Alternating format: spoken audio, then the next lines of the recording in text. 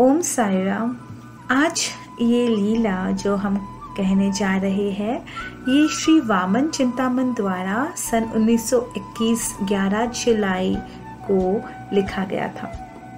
वो लिखते हैं, मेरे गुरु श्री रघुनाथ मोरेश्वर के बाद, जिन्हें रत्नागिरी जिले के काका पुराणिक के नाम से भी जाना जाता है, उन्होंने मुझे निर्देश दिए कि मुझे साईं बाबा का आशीर्वाद लेना चाहिए और मुझे बाबा का आशीर्वाद मिला और मैं भक्ति के मार्ग पर चल पड़ा।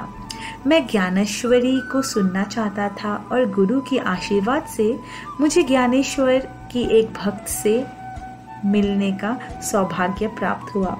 ज्ञानेश्वरी में अपने गुरु निवृत्तिनाथ के प्रति ज्ञानेश्वर के शुद्ध प्रेम और भक्ति का बार बार उल्लेख किया गया है। भगवद गीता के 13वें अध्याय में कहा गया है कि बिना गुरु की कृपा के आप ज्ञान प्राप्त नहीं कर सकते।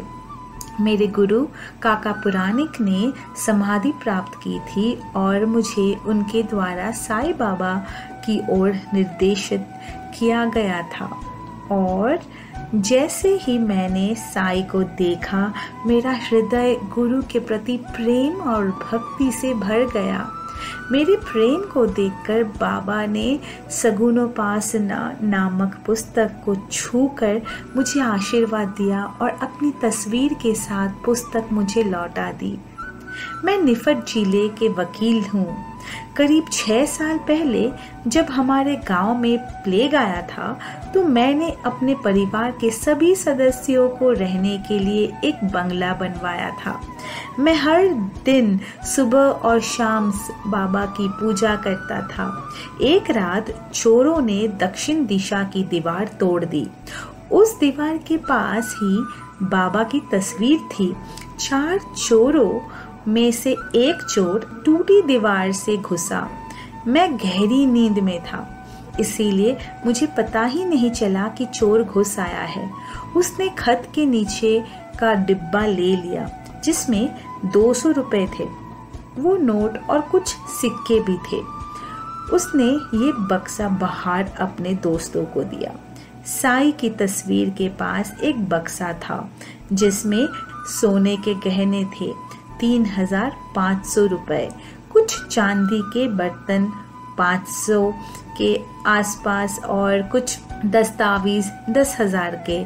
जैसे ही चोर ने बक्सा को छुआ, मेरी भाभी जो बक्सा के पास सो रही थी वो जोर से चिल्लाई, चोर चोर। मैं गहरी नींद में था इसीलिए उसकी नहीं सुनी, लेकिन साईं मेरे सपने में आए और मुझसे कहा, तुम्हारा बक्सा चला गया, उठो।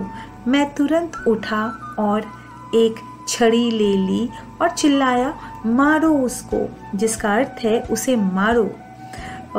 चोर भाग गया और मैं साईं के चरणों पर गिर पड़ा। मैंने चोरी की घटना की शिकायत पास के थाने में की। जब मुझे पुलिस को लिखित शिकायत देनी पड़ी तो मैंने महसूस किया कि पैसे का डिब्बा गायब है, लेकिन बाबा के आशीर्वाद से मुझे इसका चिंता भी नहीं हुई। पुलिस द्वारा प्राथमिकी दर्ज कराने के बाद और चले जाने के बाद सूर्योदय हो चुका था। इसी बीच हमारे बंगले से करीब 1 मील दूर एक किसान आया और उसने बताया कि उसने खेत में एक बक्सा देखा है। मैंने तुरंत जाकर देखा कि ये वही डिब्बा तो नहीं जो गायब हो गया था। करीब 200 रुपए थे जो गायब हो गए थे और बाकी सब कुछ उस बक्सा में वैसे ही था। ये सब साईं की कृपा से हुआ। अगले दिन एक और चमत्कार हुआ।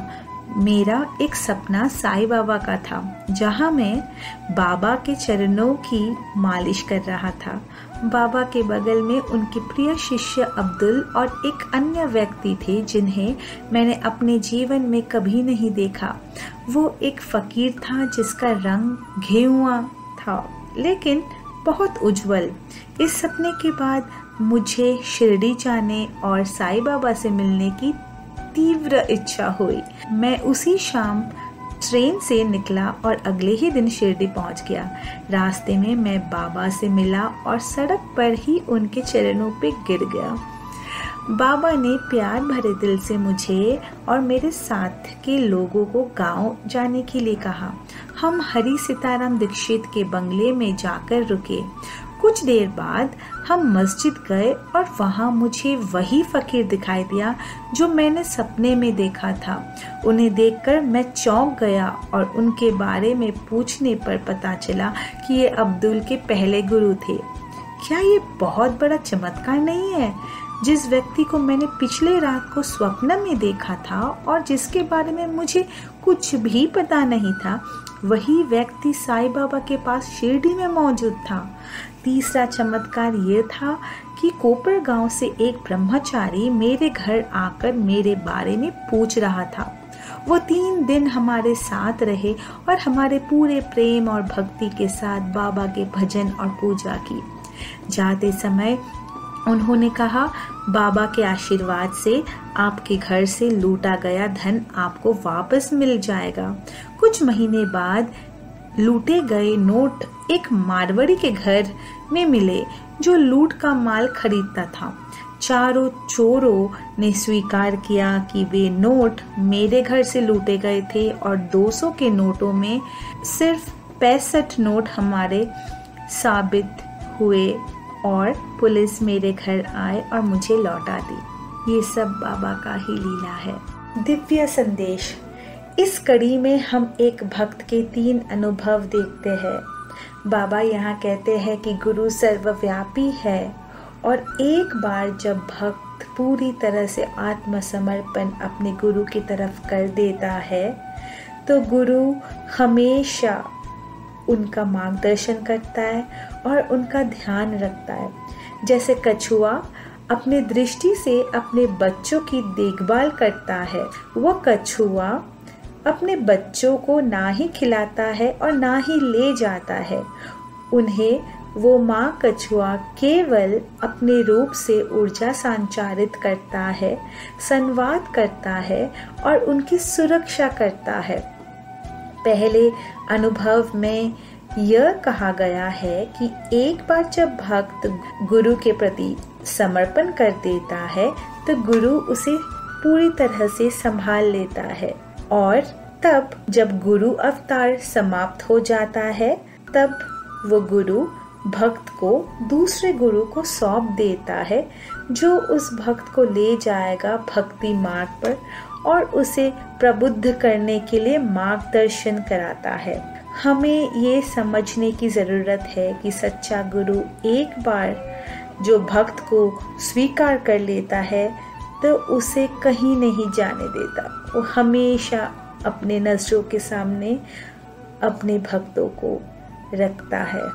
उसके गायब होने के बाद वो भक्त को देखभाल करने के लिए किसी अन्य योग्य गुरु को सौंप देगा। दूसरी और तीसरे अनुभव में ये सिद्ध होता है कि सद्गुरु अपने भक्त और इच्छा के साथ सर्वव्यापी है और सही समय आने पर अपने भक्तों का मार्गदर्शन कराएंगे और कोई भी आपदा आने से अपने भक्तों को वो बचाएंगे और फिर महान लोगों से मिलवाएंगे बिना किसी प्रयास के और उनका आशीर्वाद भी दिलाएंगे। जैसे श्रीपाद श्री वल्लभ चरितामृतम अध्याय 2 में शंकर भट्ट अपनी यात्रा के दौरान कुर्वपुरम में मिले श्री सिद्धेंद्र योगी से। शंकर भट्ट के सामने कई घटनाएं जैसे सांप का पीछा और वो रास्ता खो देता है और इसी तरह वो केवल श्रीपाद का नाम लेता है और परेशानियों से बाहर आ जाता है।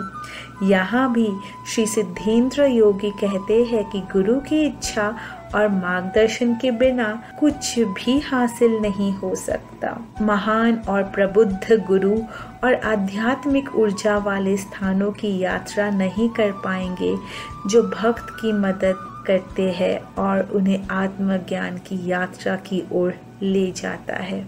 ओम साई राम।